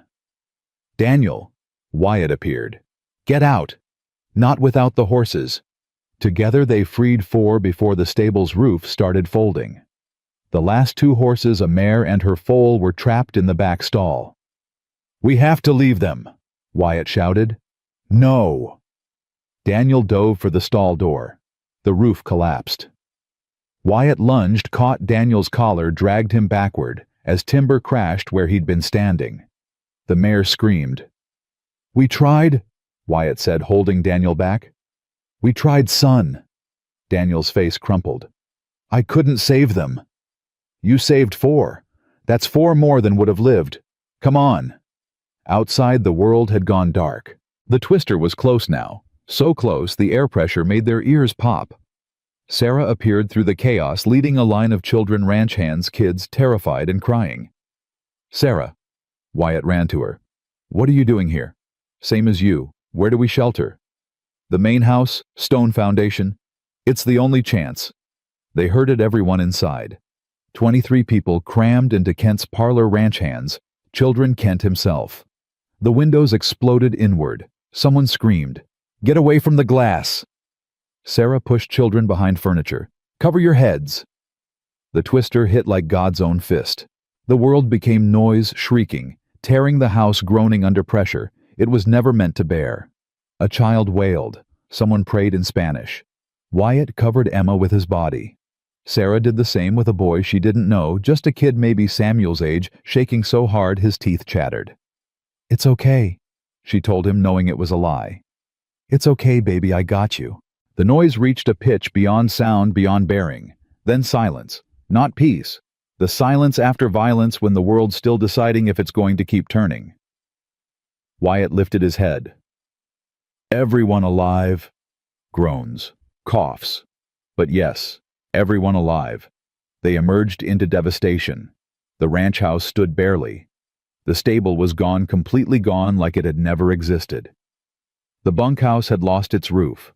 Fences were scattered across 3 acres. And in the wreckage, the mare and her foal. Dead. Daniel stood over them, fists clenched, tears cutting tracks through the dust on his face. "I tried," he whispered. "Pa, I tried." Sarah pulled him close. "I know, baby. I know." Kent walked through his destroyed ranch like a man in a dream. His face was gray, aged 10 years in 10 minutes. "It's gone," he said. "Everything's gone." Murphy limped up, blood running from a cut on his forehead. "Sir, we need to start cleaning up. Salvage what we can." "Why?" Kent's voice was hollow. "What's the point?" "Sir, I built this place to matter, to be someone." Kent turned his eyes empty. "And it's all just gone. Meaningless." Sarah approached slowly. Kent saw her, and his face crumpled. "You came," he said, voice breaking. "After everything I did, you came. I came because people needed help, not for you." I know, I just..." He sank onto a broken beam. "Why? Why would you help me? I tried to destroy you, sent men to hurt your boy, called you unfit, dangerous." "Because cruelty answered with cruelty just makes more winter," Sarah said quietly. "Someone had to choose spring." Kent stared at her. Then he dropped his face into his hands and wept. Around them, people worked. Wyatt organized the cleanup, sorting salvageable timber, rounding up scattered livestock, checking for injuries. Daniel worked beside him, silent and grim. Moses arrived with wagons from town. "Church is standing. We can shelter folks there until..." "My place," Sarah interrupted. "We've got the barn. It's got a roof aloft. Folks can stay there." "Sarah, that's..." "What neighbors do. Bring them." By nightfall, the barn held 15 people. Ranch hands and their families, people who days ago called Sarah a threat, now sleeping under her roof. She moved among them with water blankets, quiet words. Emma helped her small hands gentle as she gave a cookie to a crying child. "You're very kind," the child's mother said. After how some of us treated you." "Children don't deserve to pay for adult mistakes," Sarah said simply. "They're safe here. That's what matters." In the corner, Kent sat alone. Wyatt approached, offered coffee. "I don't deserve it." "Probably not. Drink anyway." Kent took the cup, stared into it like it held answers. "I lost everything today. My ranch, my pride, my..." His voice cracked. "My sense that I mattered." "You matter," Wyatt said. "Just not the way you thought." "What's that mean?" "Means mattering ain't about how much land you own or how many people fear you. It's about what you do when someone needs help. About choosing kindness when cruelty's easier. Wyatt sat beside him. You got a chance now. To matter the right way. Kent was quiet for a long time. I don't know how. Start by apologizing. To Daniel. Daniel sat outside staring at the ruins of Kent's stable visible in the distance, the mare's body being pulled away by a wagon. I should have moved faster, he said when Kent approached.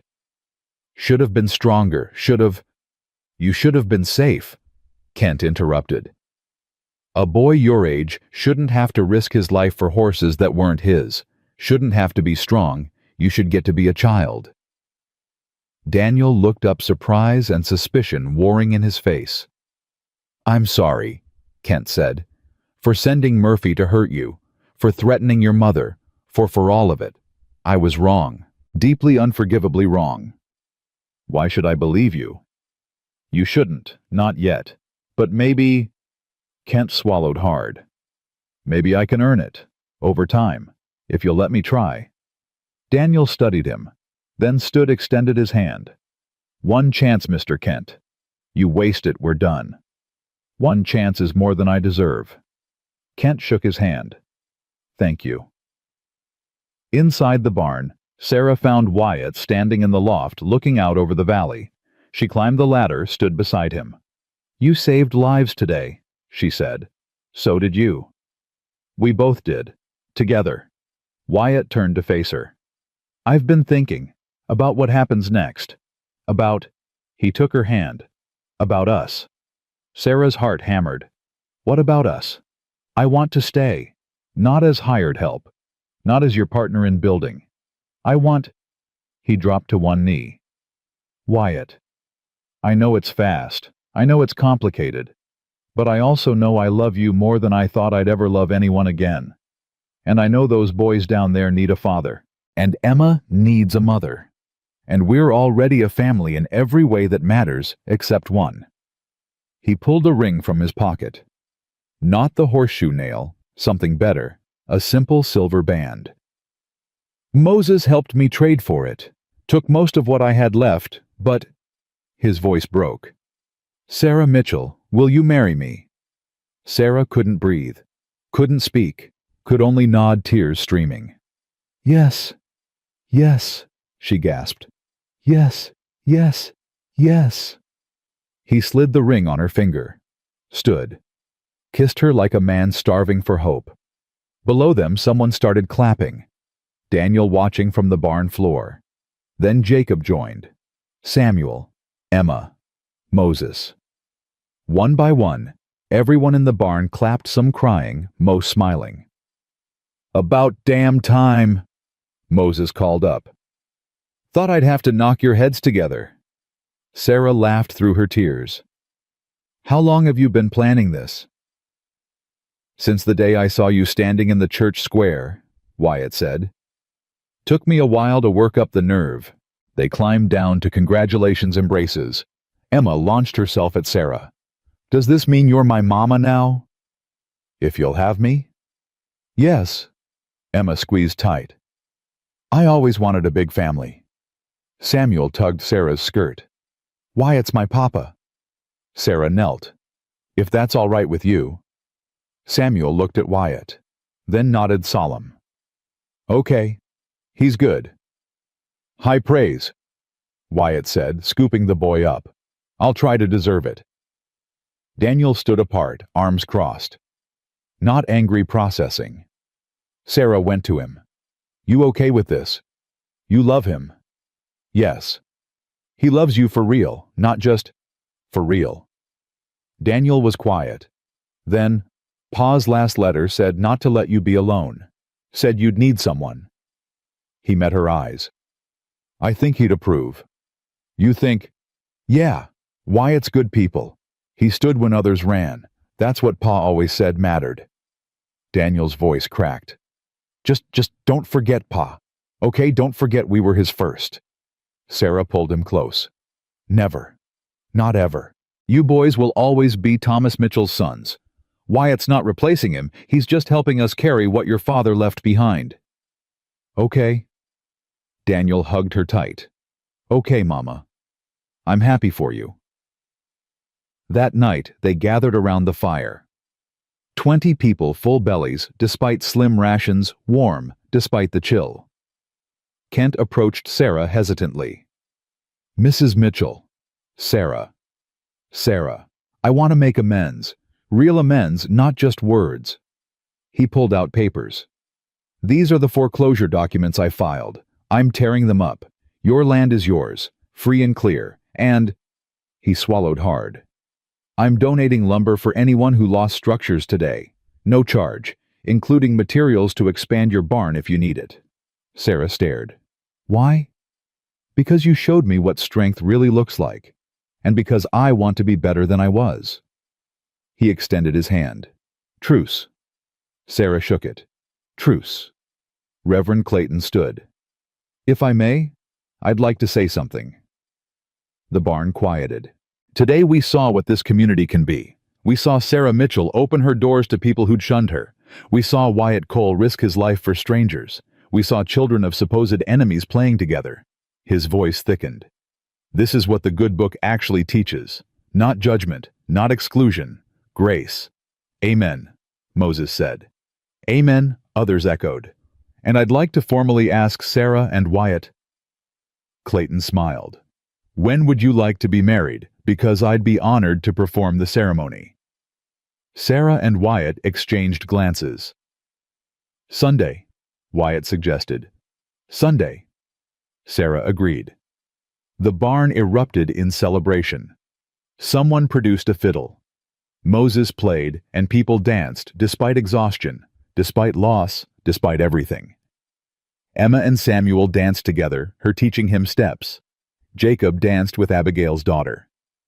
Daniel stood to the side, watching, almost smiling. Sarah and Wyatt danced slow, holding each other close. "You sure about this?" he asked. "About me. More sure than I've been about anything.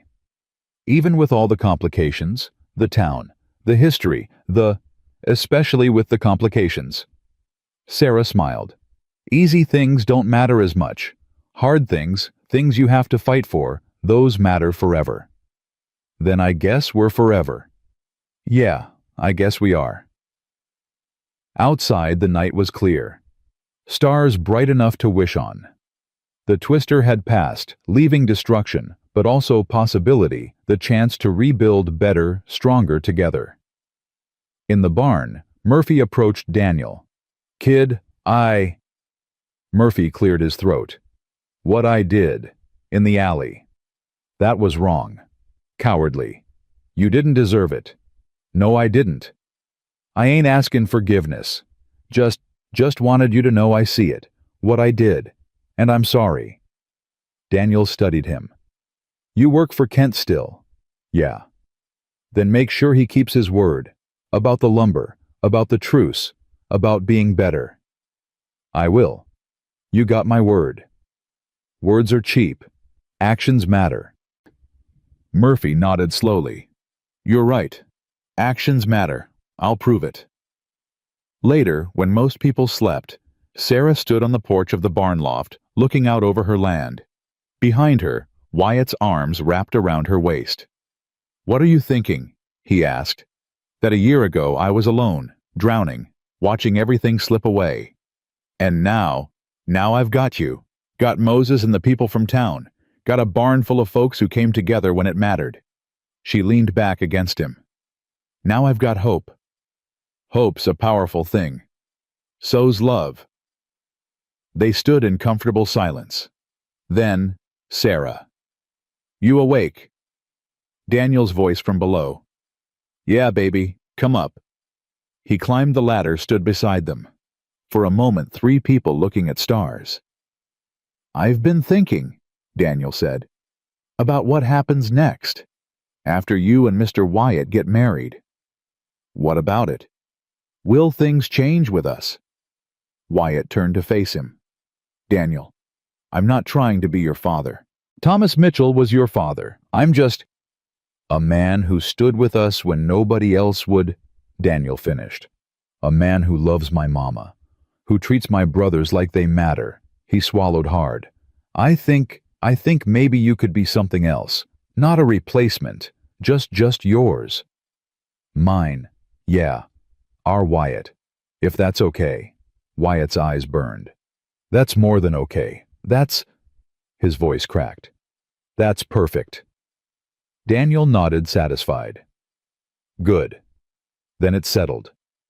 You marry Mama on Sunday, and we're what, a family? A family, Sarah confirmed. All 6 of us. A family. Weird family. Best kind, Wyatt said. Daniel almost smiled. Yeah, best kind. He climbed back down, leaving Sarah and Wyatt alone again. He's a good kid, Wyatt said. He's had to grow up too fast.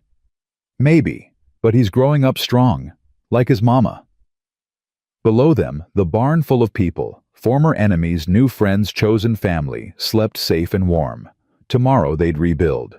Tomorrow there'd be new challenges, new storms. But tonight they had this: peace, community, love. And for people who'd spent so long in winter, even the promise of spring was everything.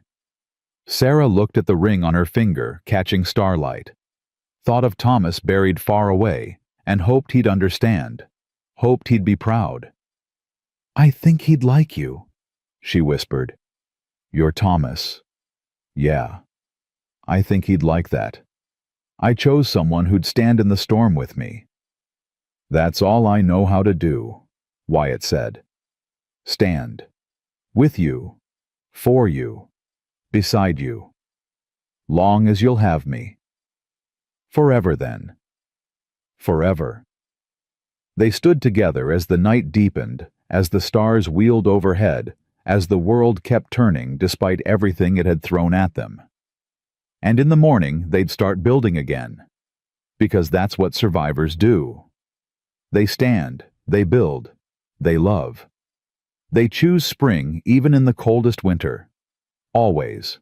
Sunday morning arrived soft and golden, the kind of light that makes promises feel possible. Sarah woke before dawn in the barn loft surrounded by sleeping bodies. Emma curled against her side.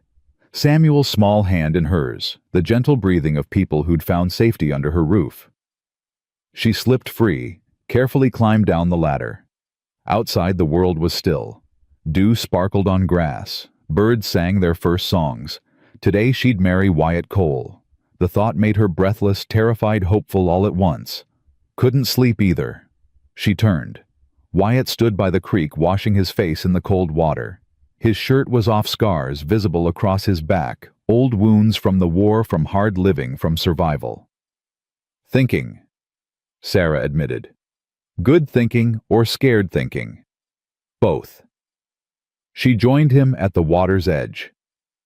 What if we're making a mistake, moving too fast? Are we? I don't know. Thomas has been gone less than a year. People will talk.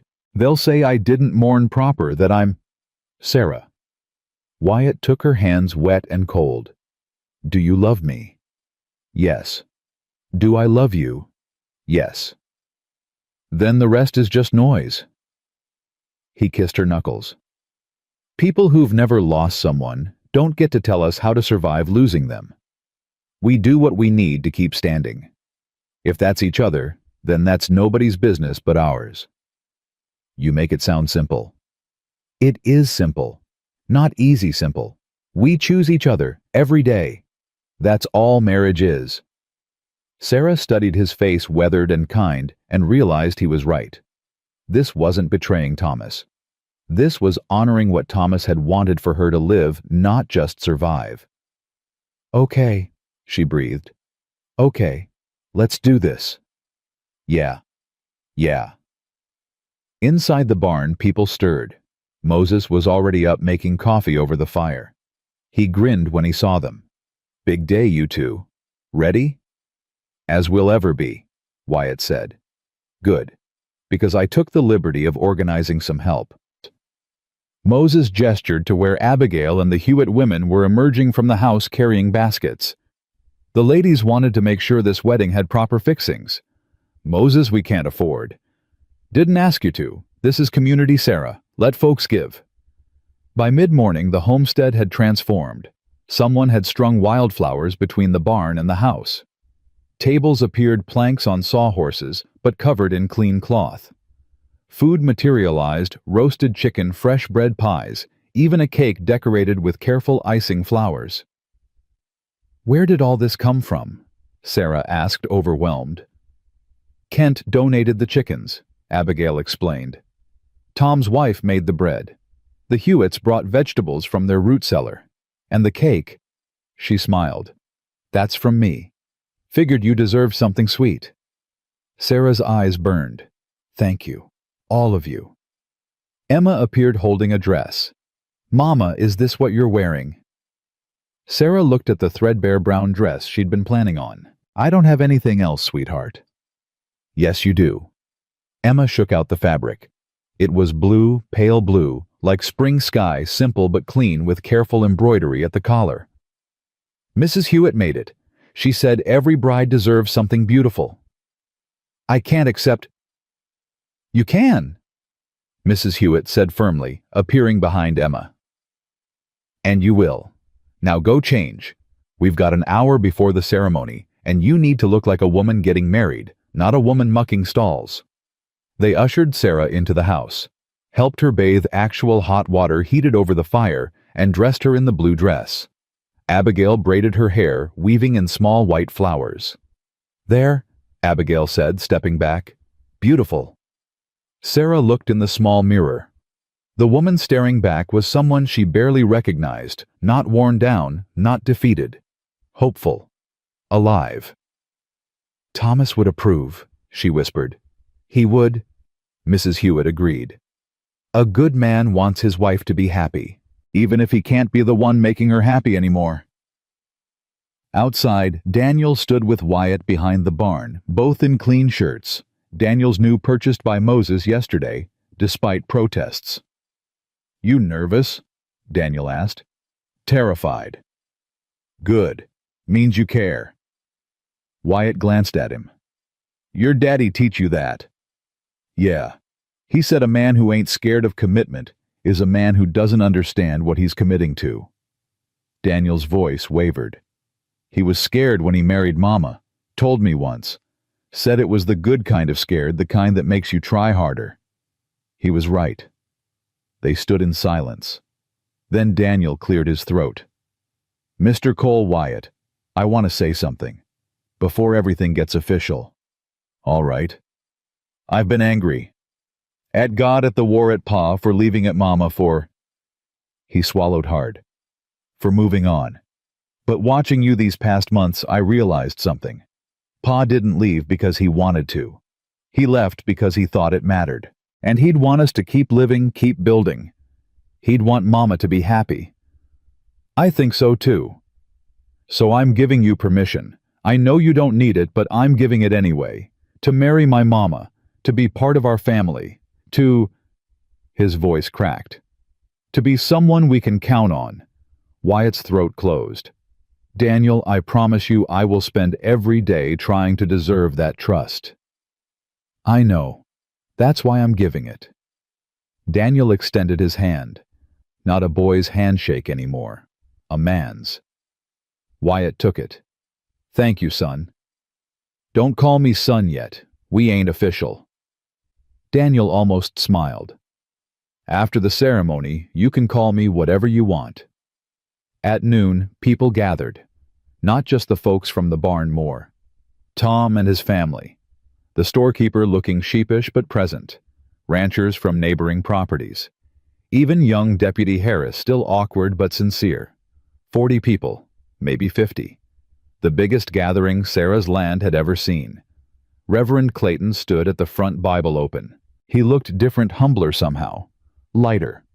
"Friends," he began, "we're gathered today to witness something beautiful. Not just a marriage, but a testament to resilience. To forgiveness. To choosing love when hate would be easier." Sarah stood beside the barn, Daniel on one side, Jacob and Samuel on the other. Emma held her hand. "You ready?" Daniel asked. "I think so." "Good, because Wyatt looks like he's about to pass out." Sarah laughed despite her nerves. "Then let's save him." They walked forward together, her boys flanking her, Emma skipping ahead to stand beside her father. A family already just making it official. Wyatt saw her and his face transformed. Fear vanished. Only joy remained. "You're beautiful," he breathed when she reached him. "You're not so bad yourself." Clayton smiled. "Shall we begin?" The ceremony was simple. No long speeches, no elaborate rituals. Just two people battered by life choosing to face what came next together.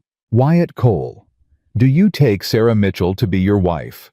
To stand with her in storms, to build with her in peace, to love her children as your own?" "I do. I absolutely do." "Sarah Mitchell, do you take Wyatt Cole to be your husband? To trust him with your heart, to welcome his daughter as your daughter, to face whatever comes side by side?" Sarah looked at Wyatt, saw the scars and the strength, saw the man who'd stood when everyone else walked away, saw her future. "I do." "Then by the power vested in me, and in the sight of this community, I pronounce you husband and wife. Wyatt, you may kiss your bride." He did. Gentle at first, then deeper, and the crowd cheered. Daniel whooped. Jacob threw his hat. Samuel clapped his small hands together. Emma squealed with delight, and Sarah felt something she hadn't felt in over a year. Complete. The celebration lasted into evening. Moses played fiddle. People danced. Children ran wild, free, and joyful. Food disappeared from tables, replaced by conversation and laughter. Kent approached during a quiet moment, hat in his hands. "Mrs. Cole, Sarah, I wanted to say—" He stopped, searching for words. "What you've built here, it's remarkable. Not just the barn or the homestead. The community. The forgiveness. You've shown me what I should have been all along." "And what's that?" "Human. Just human. Flawed and trying to be better." Sarah smiled. "That's all any of us are, Warren. Flawed and trying. I'm going to rebuild my ranch, but different this time. Fair wages, no more threats or manipulation, and I'm donating part of my land for a school, so kids don't have to ride 10 miles to learn." "That's good. Really good. It's a start." He extended his hand. "Friends." Sarah took it. "Friends." As sunset painted the sky orange and gold, Wyatt found Sarah by the creek. They'd stolen a moment alone, rare and precious. "How you feeling, Mrs. Cole?" "Strange. Good strange." She leaned into him. "Scared still, but less alone." "You're not alone. You've got me the kids, this whole ridiculous community." "When did that happen? When did we go from outcasts to this?" "When we chose to stand instead of run. When we showed them that broken people can still be strong people." He turned her to face him. "You did that, Sarah. You stood when standing seemed impossible." "We stood. Together." "Yeah, together." They kissed as the sun set, as their family laughed and played behind them, as the world proved that sometimes, against all odds, broken things really could be made whole.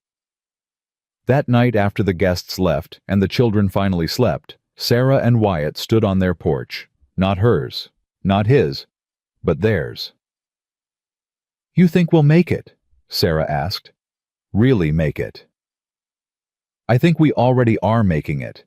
Every day we wake up and choose each other, we're making it. Even when it's hard.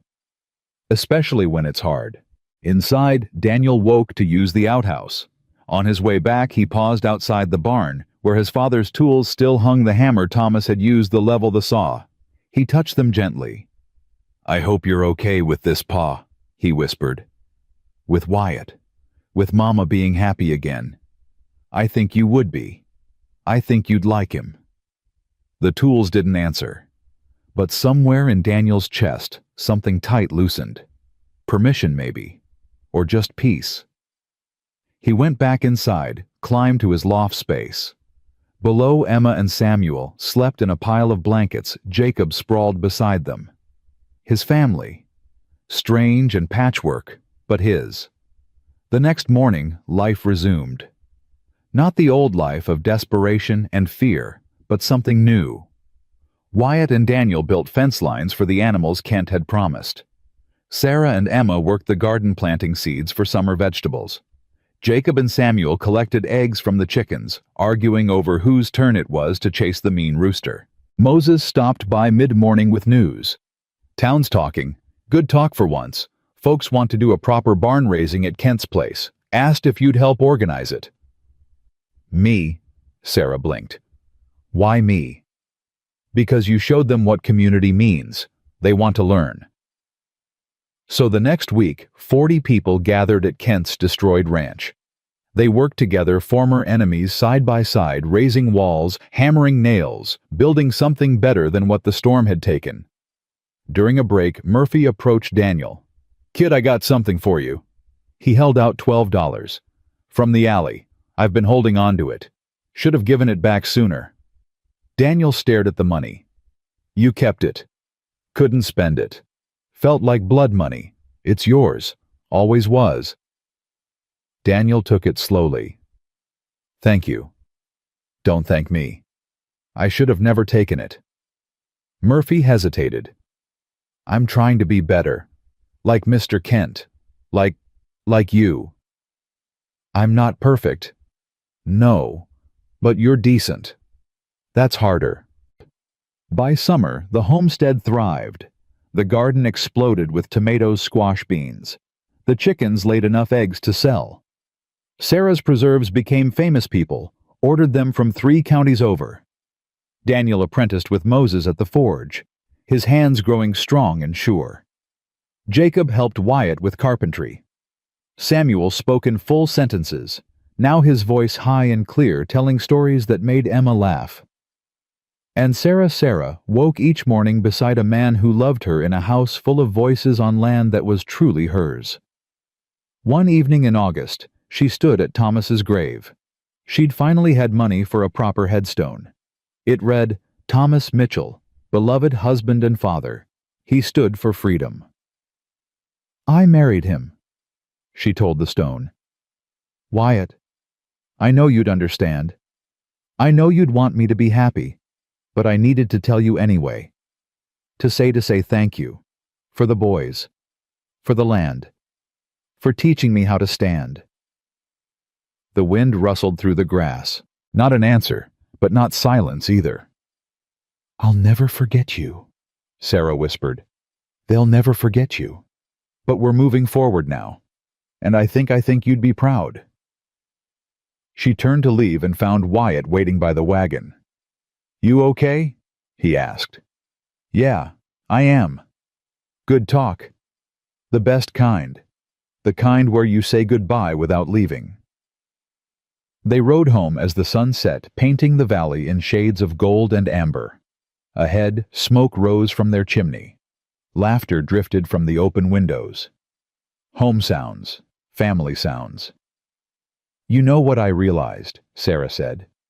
What's that? A year ago I thought my life was over, that losing Thomas meant losing everything. And now I know that life doesn't end. It changes. Sometimes it breaks. But if you're willing to rebuild, if you're willing to let people help, she smiled. It can become something beautiful. Different than before, but beautiful. You're beautiful. We're beautiful. All of us. This strange, broken patchwork family. At home, the children waited on the porch. Daniel held a letter. Mama. A letter came from the territorial governor. Sarah's heart jumped. What does it say? Daniel read aloud. To Mrs. Sarah Cole and family. I have heard of your efforts to build community in Mercy Creek. Your story of resilience and forgiveness has reached the territorial capital. I would like to honor you at the Autumn Assembly as an example of Montana frontier spirit. Signed, Governor Potts. Silence. Then chaos, everyone talking at once. Mama's going to meet the governor. We're famous. Can we go too? Do we have to dress fancy? Sarah couldn't speak. Wyatt pulled her close. You did this, he said. You showed them what matters. We did this, all of us. That night they gathered around the table, 8 chairs now because Moses and Kent had both become regular fixtures at supper. The conversation flowed easy, comfortable, the kind that comes from people who've weathered storms together. Tell the story again, Emma begged, about the day at the church, when Papa said, "So do I." Wyatt smiled. Which version? The true one, or the one where I looked brave? The true one. All right. Well, I was terrified. You didn't look terrified. Sarah interjected. I was good at hiding it. My knees were shaking so bad I thought I'd fall down the church steps. But you didn't fall, Samuel said. You stood. Yeah, buddy, I stood. Because standing matters, Daniel added. Even when you're scared. Especially when you're scared, Sarah corrected gently. Later, after the children slept and the house quieted, Sarah and Wyatt sat on their porch. The stars were infinite overhead. The barn stood solid and red. The garden rustled with late summer growth. You think we'll always remember this? Sarah asked. This feeling of having survived something hard. I think we'll carry it, not as a wound, but as a reminder. Of what? That we're stronger than we knew. That family isn't always blood. That love is a choice, not a feeling. And that sometimes the best things in life come after the worst things. Sarah rested her head on his shoulder. I love you, Wyatt Cole. I love you too, Sarah Cole. Today, tomorrow, always. Inside, Daniel lay awake one more time. He thought of his father buried under Montana earth. Thought of Wyatt sleeping in what used to be his father's house. Thought of the strange shape his family had taken. It didn't hurt anymore. Or maybe it did, but differently. The kind of hurt that comes from growing, not breaking. We're okay, Pa, he whispered to the darkness. We're better than okay. We're home.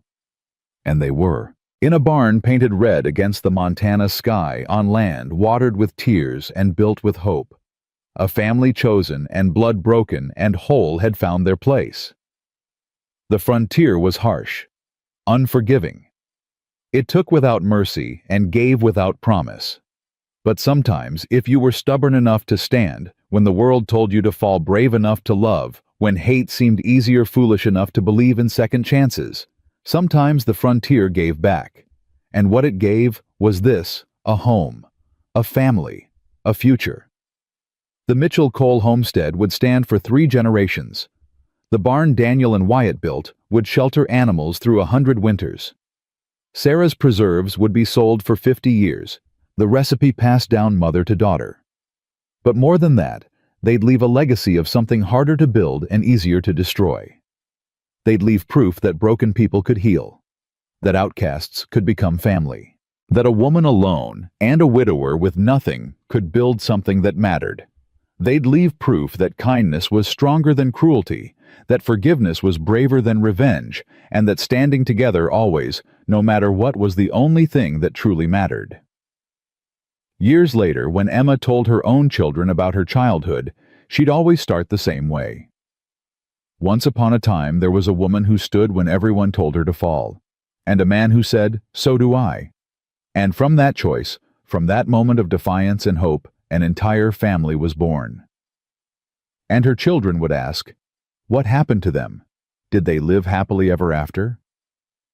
Emma would smile that same bright smile she'd had as a child.